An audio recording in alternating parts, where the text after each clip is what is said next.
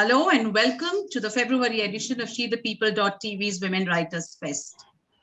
Thank you everyone for joining us for this panel discussion on how and what to read to be able to write. We're always told that writing begins with reading, and that it is through reading that we learn how to tell stories, craft beautiful sentences, and choose wonderful words. And there's a lot we can learn from the authors who have gone before us. Today, we have with us two wonderful authors who will take us through their own reading journey. And it gives me great pleasure to welcome Sucharita Dutta-Asane and Anukrti Upadhyay. Sucharita Dutta-Asane is a writer and independent book editor based in Pune.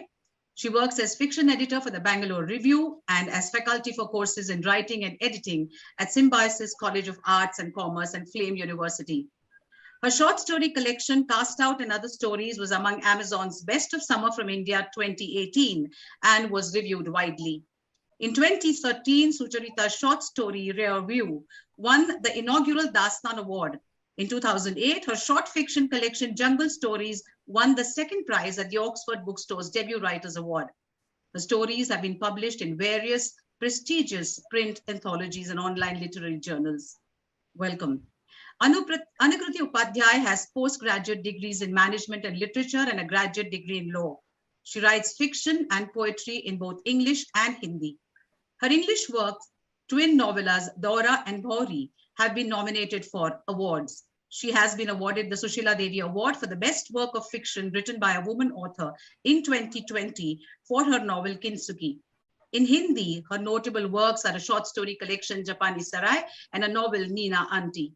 Her writings have appeared in several literary journals. She now works with Wildlife Conservation Trust. When not counting trees and birds, she can be found ingratiating herself with every cat and dog in the vicinity. Sucharita and Anukrti, welcome to this chat, and it's a great pleasure having you here. Thank you, Archana. Thank you so much. Yes. Can I, Sucharita, I'll begin with you. So what is your earliest memory of reading? How was the household like? Was it filled with books? Who introduced you to books? Okay, so I grew up in a huge extended family, almost 15 of us under the same roof.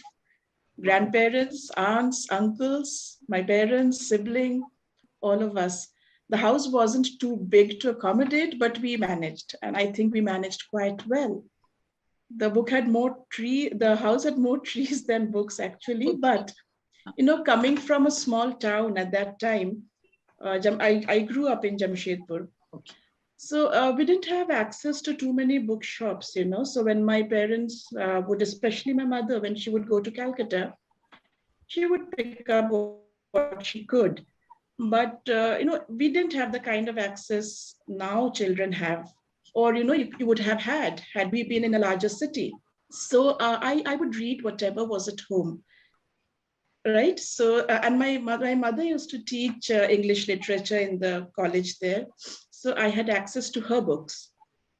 As a 10-year-old, 12-year-old, 15-year-old, I would read the books she was teaching her graduate and postgraduate students. Wow. So my initiation into reading was through these kinds of books. But, I don't quite remember that as much as I do as what I read when I turned 10, around 10, let's say. And that's a story in itself. So I had chicken pox around the time I was 10.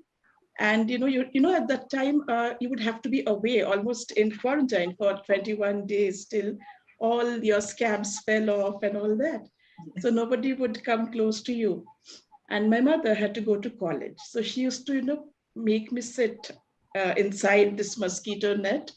And she would give me this Arthur Mee's Children's Encyclopedia. We had 10 volumes. No, let me show you the book first. Wonderful. Let me show you the book. It's of antique value. So this is, I think, volume number 3 from the 10 volumes. Okay. So my mother used to see, look at the pictures. Illustrated also. Wow, wonderful. Yeah, it has stories, it has how to do, it had maps, it has pictures of cities, It has different, science, geography, you name it. It is full of treasures. So I would sit, this 10-year-old sitting in bed, tucked into the mosquito net, and I would just devour these books, cover to cover. So that's my first initiation. I mean, remembered initiation. And whenever anybody asks me about what I used to read, my memory of that time is incomplete without this book. And Yes, must have. it's a memory that is that is very rich in sensory details. So my mother would keep this twigs of neem leaves with me. So if the scabs itched, I would just brush with the neem leaves. Yes. So the smell of these old books, the paper, the smell of the neem leaves, and because it is summer at the time, the smell of the fragrance of the mango flowers outside, mango blossoms, Yes. all of this, and my own smell as somebody suffering from chickenpox, all of it is all intertwined. So when I think of books, my first rich memory is this. And the amount I learned, I finished all 10 volumes as much as I could. So without any access to children's books as such, what I learned about children's stories and fiction, it all goes back there. Beautiful. It's such a vivid memory. And I can see that you must have been very, very agreeably occupied. Yeah, so when my father died, and I asked my brother to get this entire set for me to keep over here. I don't get the time to return to it now, but it is like, a part of me is with me. So I have the 10 volumes here now. Anukriti, your father is a poet. Can you tell me something about your childhood? You must have been surrounded with by a lot of books, right? I was. I grew up in a house full of books. My father taught literature at the university. I grew up in Jaipur. And our house had books in every room, besides a fully equipped library. My father loved books. He loved buying them, reading them.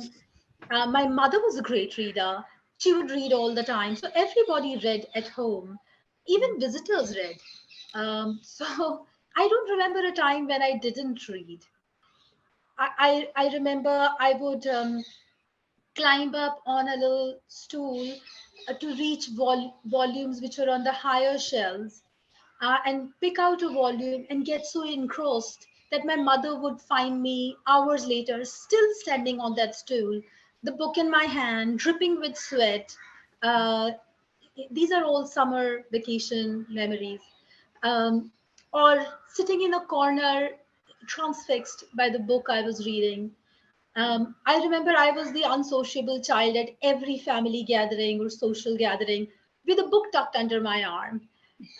So yeah, never was there a time that I wasn't reading. I was very fortunate because I had access to all the books in my father's library. Also, uh, the university had a children's library for several years, so I had access to that.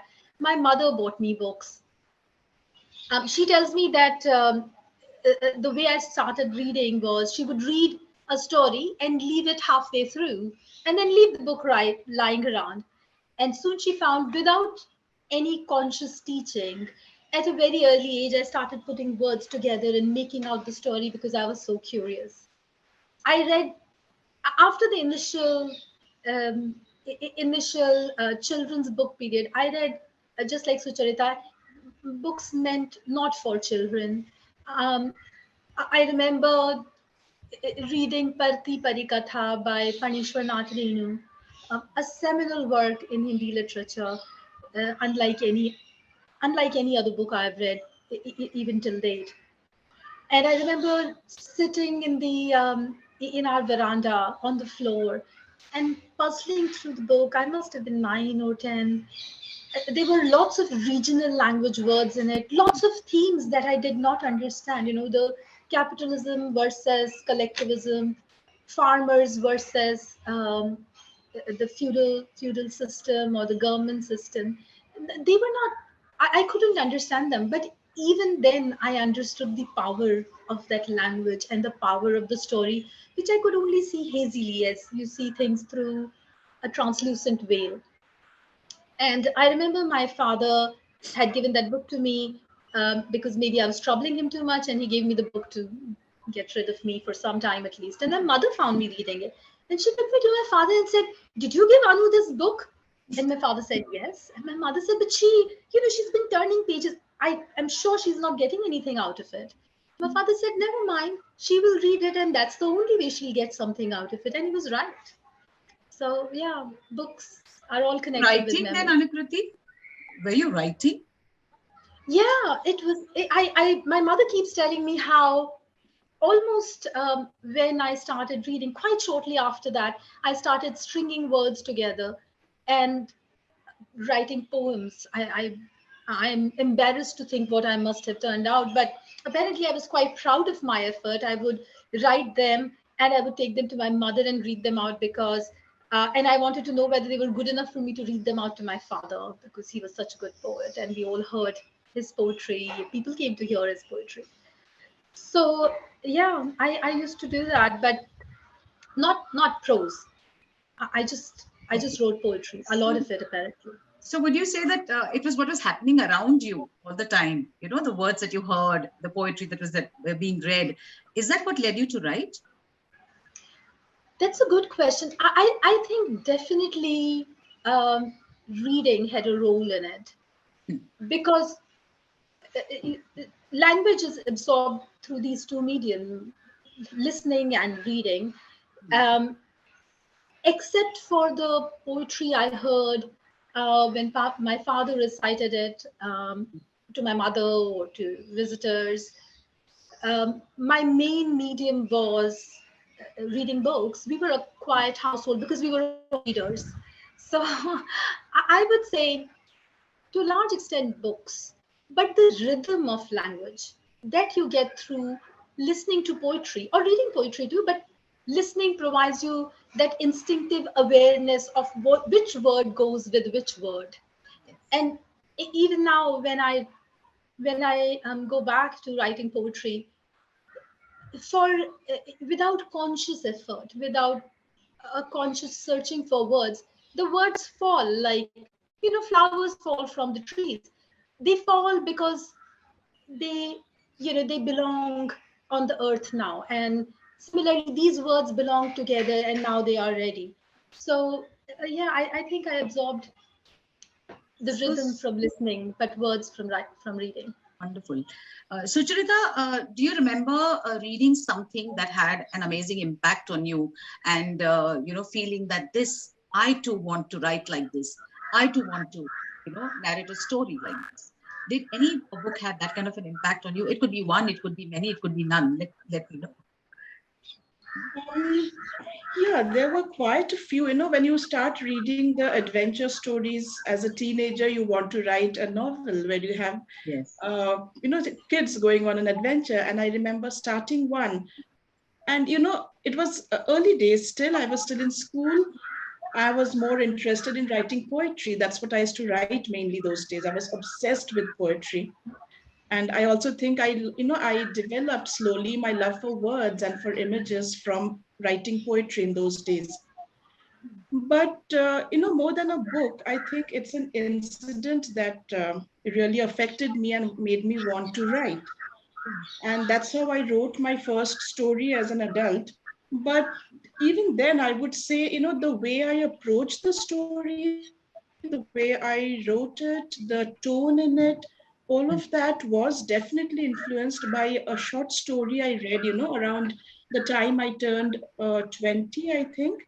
So I just read Mahashweta Devi's Draupadi, Okay. and it changed everything for me. The way I thought about writing, the way I approached writing, it changed it completely. And much later, I read My Name is Red by Orhan Pamuk, Hmm. and that brought in another angle. And whenever I wanted to write, it was these two stories at the back of my head. They're so polyphonous in different ways, of course, but that polyphony is what really drew me. I wanted to tell everybody's story. And so when I had already written this story that was inspired, that was a very emotional reaction to something that had happened around that time, a political event. Okay, Okay. but I wrote it the way Mahashweta Devi would have thought of it. And Hmm. I wrote that story again and again and again for 7 years. So yeah, my first influence was an incident, but my approach to the story was influenced by what I had read. So how did you begin? See, you've studied literature, you're also teaching it. So when Right. you study, there's always some kind of a direction that you're given, there's a syllabus and that's how you pick your books. But on your own, when you want to read something, how do you make your choices? No, I don't make a conscious choice as such. So I look out for books that people are reading, people are talking about, what's getting published, what has been there for a long time, but I haven't really read. And I pick up whatever appeals to me at that time. I can never guarantee what will appeal at a particular time. But in that sense, I haven't really sought direction in what I'm reading or what I want to write. I still don't know. I don't do that. But yeah, I'm conscious of a few writers whom I would, whose work I pick up. I read most of everything that I come across, from them. But again, it's a phase that I've tried to step out of. I've tried to, do different things, read differently, not keep going back to the same author.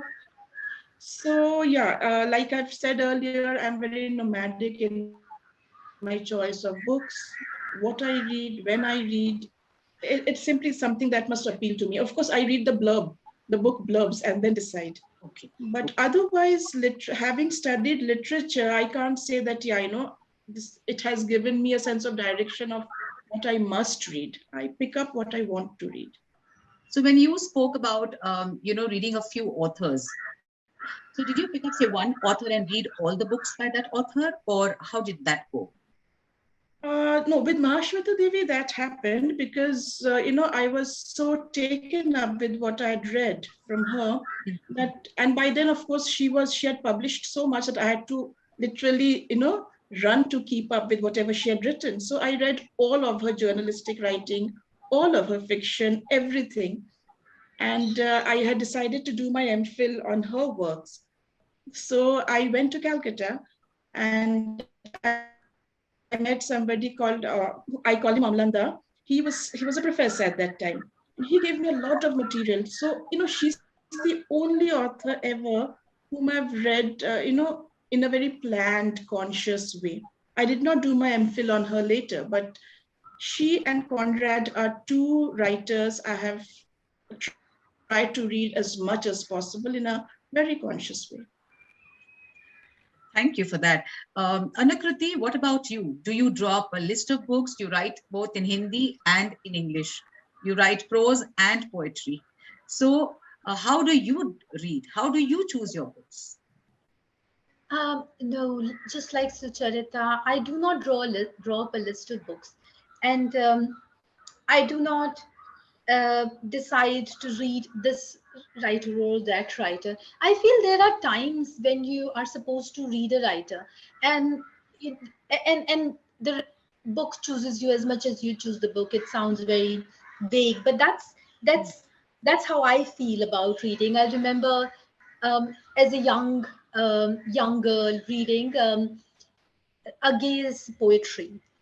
Hiranand Sachinanand Vatsyayana, Gay, very, very famous poet, writer. He wrote prose, both the novel form and short story, criticisms, everything. Um, and I read his poetry, and that was a revelation because I felt that the language, Hindi, which is, he used a very pure form of Hindi, Sanskrit nisht Hindi, and then mixed it up with very regional Anchalik, words that are used in folk language. Hmm. And the effect was mesmerizing. Of course, his poems are very thoughtful, but it was the words which drew me. The way he chose those words, the way he identified the underlying rhythm of those words. And for a long time, every night I would read a bit of his poetry. Um, but apart from that, I don't think I drew up a list. The literature I read a lot of now, Japanese literature in translation. Hmm. I just came literally serendipitously to it. My husband travels to Japan quite a lot, and he picked up um, a collection of short stories called Blind Willow's Sleeping Woman by a then not very well known author known as Haruki Murakami. This was like 11 years ago. Nobody except a very few, very select, I guess, Japanophile, a bunch of people had heard of him. He brought that book, and he's not a reader. He reads different stuff, not fiction.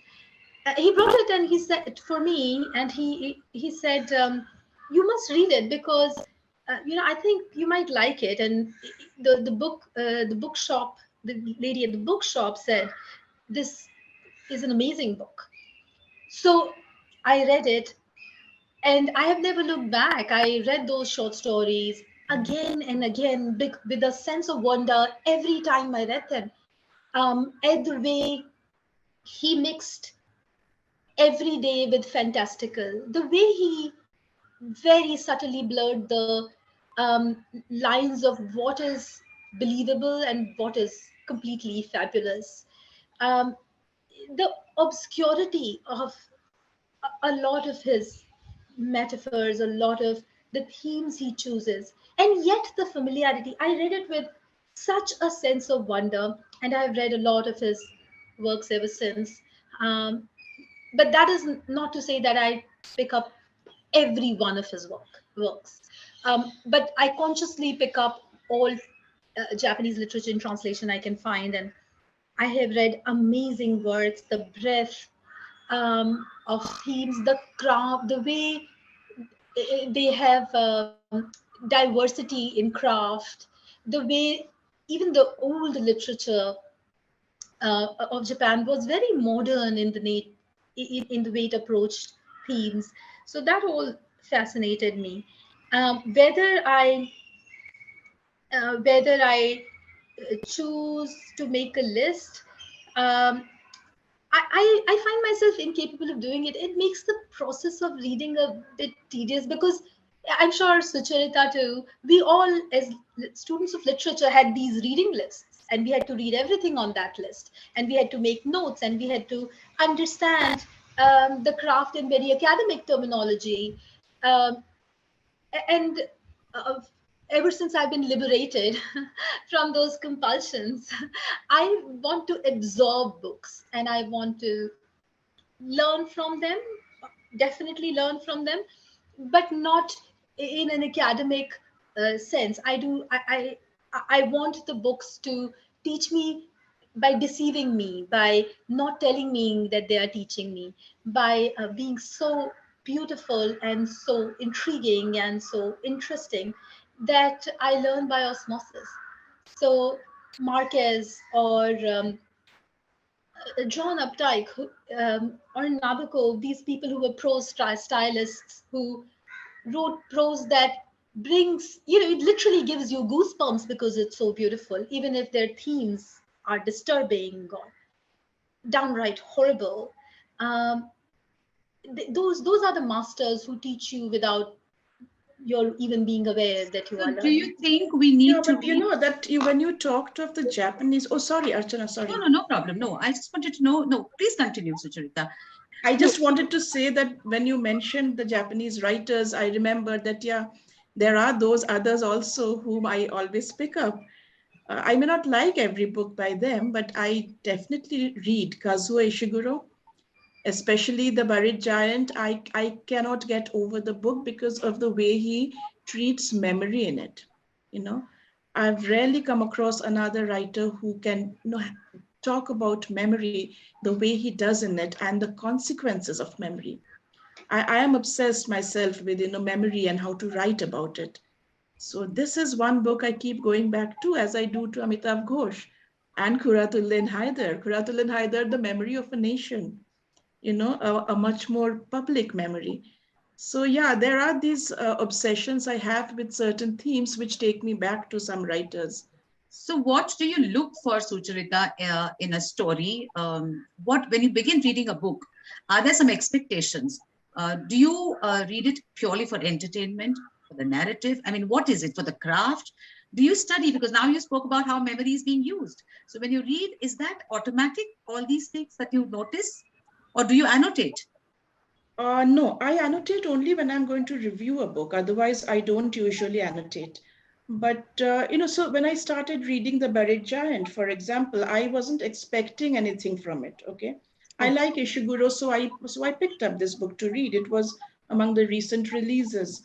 It's only later, after I had completed reading, put the book aside, that it struck me what he had done with memory, Hmm. and more than the craft, the things he was trying to say about memory and its consequences.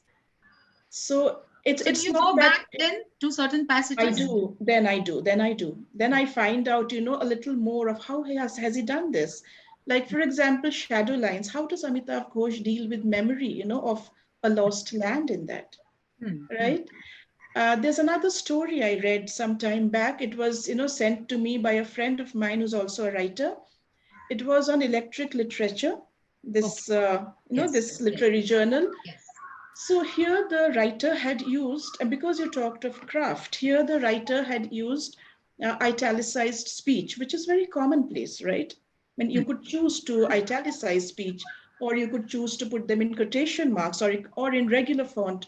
Hmm. Hmm. Here it was, apparently it was something very commonplace. Okay, she has italicized it. It's later, once I'd finished reading and I thought about the story and I talked to my friend about the story, that I realized that the italicized, that this style that she had chosen was in itself, had in itself its own narrative trajectory, Yes. it was the italics were layering the story, so to say. So it is very often after you finished reading that you realize something has really hit you in the guts almost. I don't think Very we interesting. consciously look for anything. Very interesting. Anukrti, do you think it's important to read books on craft also? And if so, why? And can you name a couple of books that helped you, maybe? Um, so, as a student of literature, I did read books on craft, but I read Hindi literature.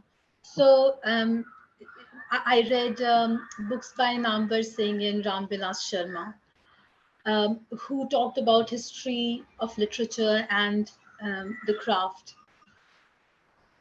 Whether it's necessary or not, I do think it's necessary in the sense it gives you a language for your awareness. Even as a layperson, when we are reading a book, if we were never told that the style Marquez employed is magical realism, we would still experience Hmm.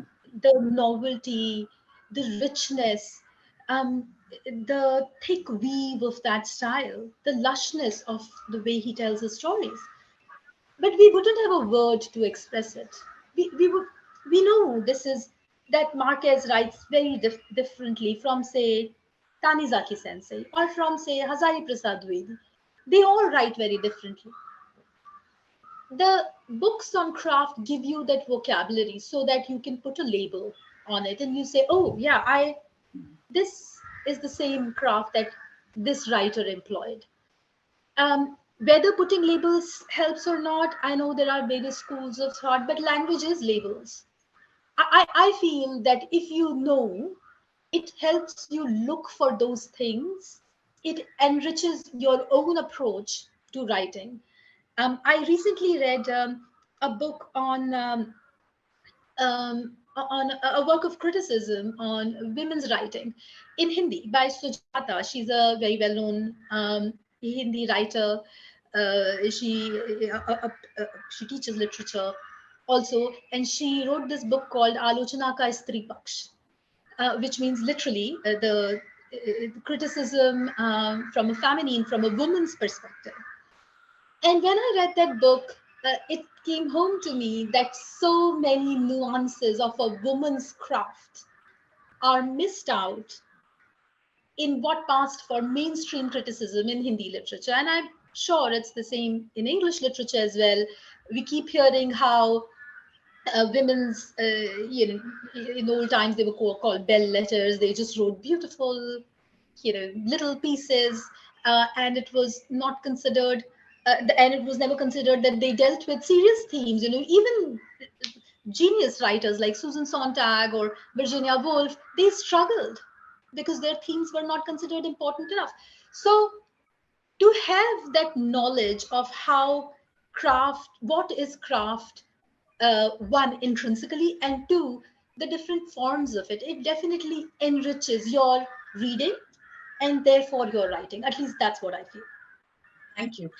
Two quick questions and short answers, please, because we're running out of time.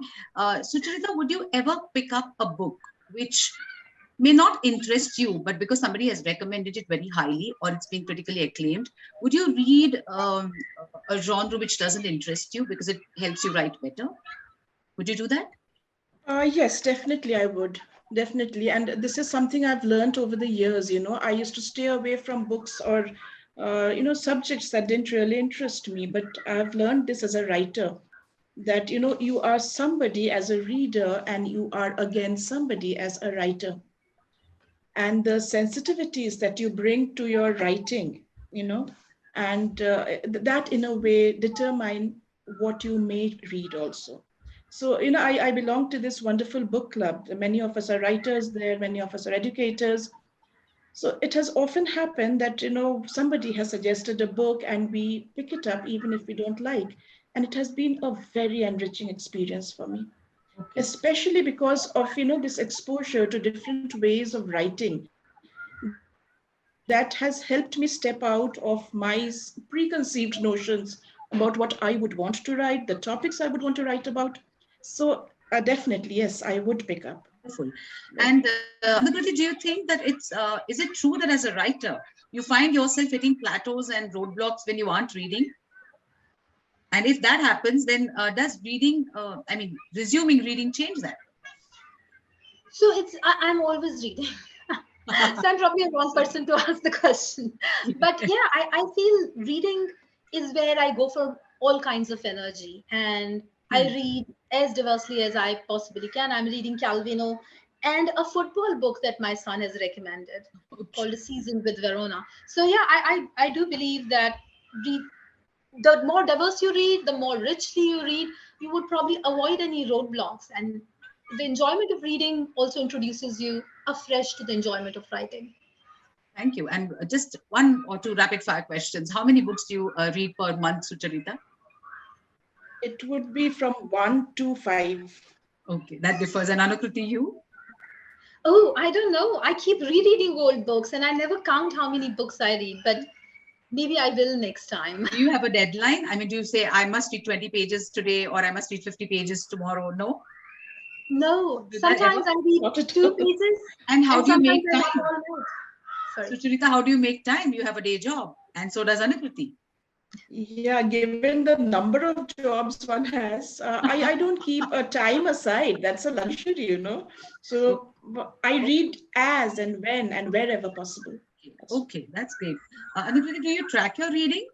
Because people have trackers these days. Oh my God, wasn't even aware. The only way I track my reading is with a pencil and with post-its, because I like to remember the things I want to remember. Do you ever abandon books if you don't like what you're reading? Yes, I never used to do that, but recently I decided life is too short. I'm too old to pursue something that is not holding me. Okay, Sucharita, what are you reading now? Oh, I'm reading quite a few things, but something that really, has engrossed me now is this. Oh, okay, interesting. Vachana poetry. I keep Vigil of Rudra. I am completely into it, and this is another one. So I'm reading a lot of poetry now. And with that, I shall we come to the end of this session. And may I ask you to please hold up your books for our viewers? Thank you so much, Sucharita and Anukriti, for joining us. Thank you for those wonderful insights. And viewers, happy reading, happy writing, and thank you for being with us. Thank you, so Archana. much. Thank It you. was wonderful.